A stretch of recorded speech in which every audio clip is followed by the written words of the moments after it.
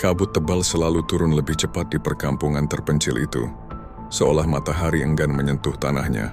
Desa itu tersembunyi jauh di dalam hutan lebat Jawa Timur. Dikelilingi pohon-pohon tua yang akarnya mencuat seperti tangan mayat. Tidak ada papan nama, tidak ada jalan aspal. Hanya tanah basah dan bau lumut yang menyengat hidung sejak langkah pertama memasuki wilayahnya. Penduduk desa hidup dalam diam yang aneh. Mereka jarang menatap mata orang luar. Dan jika berbicara, suara mereka nyaris berbisik.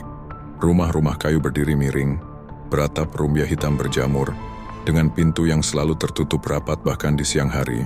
Di malam hari tidak satu pun lampu menyala, seolah kegelapan adalah hukum yang wajib ditaati. Konon hutan yang mengelilingi desa itu bukan hutan biasa. Setiap pohon dipercaya menyimpan penunggu, dan setiap jalan setapak memiliki tumbal. Banyak orang yang masuk untuk berburu atau menebang kayu tak pernah kembali.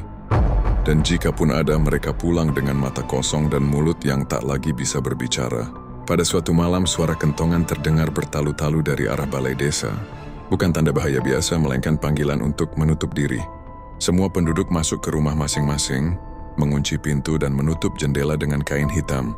Tidak ada doa, hanya keheningan dan ketakutan yang menggantung di udara. Dari balik hutan, terdengar suara langkah berat menyeret tanah.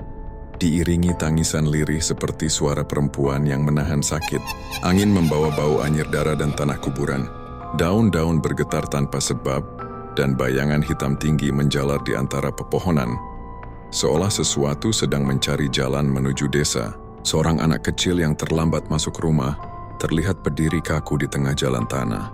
Matanya terbelalak, tubuhnya gemetar, menatap sosok tinggi berambut panjang yang berdiri tepat di ujung desa.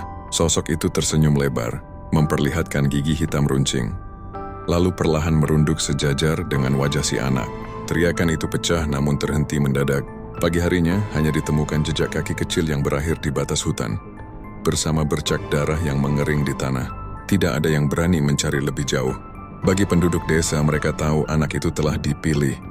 Di tengah desa terdapat sebuah kuburan tua tanpa nisan yang dikelilingi pagar bambu lapuk. Tidak ada yang boleh mendekat, karena di sanalah asal mula kutukan desa.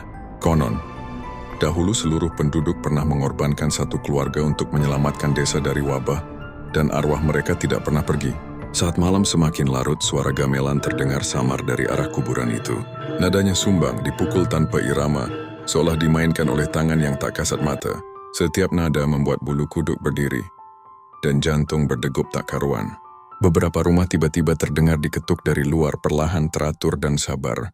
Ketukan itu disertai suara memanggil nama penghuni rumah, dengan suara yang sangat dikenal. Suara ibu, ayah, atau anak yang telah lama meninggal, memohon agar pintu dibuka. Mereka yang tergoda dan membuka pintu tidak pernah terlihat lagi. Hanya ditemukan rumah kosong dengan dinding penuh goresan kuku, dan lantai yang basah oleh jejak kaki berlumpur. Tidak ada tanda perlawanan, seolah penghuni pergi dengan sukarela. Menjelang subuh, kabut menebal hingga menelan seluruh desa. Dari kejauhan terdengar tawa panjang bercampur jeritan, menggema di antara pepohonan.